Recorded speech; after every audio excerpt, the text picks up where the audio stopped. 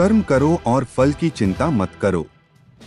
ज्ञानी व्यक्ति ज्ञान और कर्म को एक रूप में देखता है, वही सही मायने में देखता है। जो कर्म प्राकृतिक नहीं है वह हमेशा आपको तनाव देता है। जिसने कर्म त्याग दिया है उसे कर्म नहीं बांधता। जब मनुष्य की बुद्धि, मन, श्रद्धा तथा शरण सब कुछ भगवान में स्थिर हो जाते हैं, तभी वह पूर्ण ज्ञान द्वारा समस्त कल्मश से शुद्ध होता है और मुक्ति के पथ पर अग्रसर होता है। जो मुझे सर्वत्र देखता है और सब कुछ मुझ में देखता है, उसके लिए न तो मैं कभी अदृश्य होता हूँ और न वह मेरे लिए अदृश्य होता है।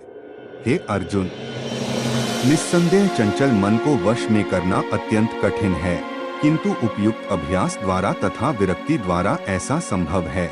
मुझसे श्रेष्ठ कोई सत्य नहीं है।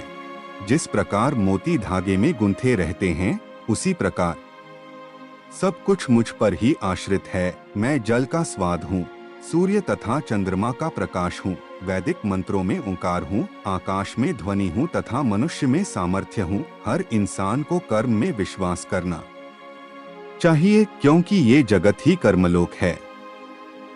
कर्म आपके हाथ में है, परिणाम नहीं, इसलिए कर्म पर ध्यान लगाएं। यानी कि सिर्फ काम पर ध्यान लगाएं और मेहनत करें।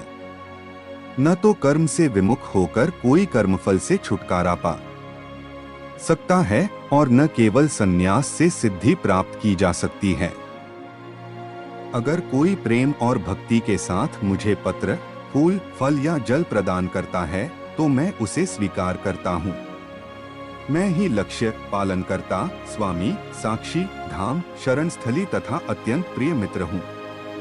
मैं सृष्टि तथा ब्रह्मांड, सबका आधार, आश्रय तथा अविनाशी बीज भी हूँ।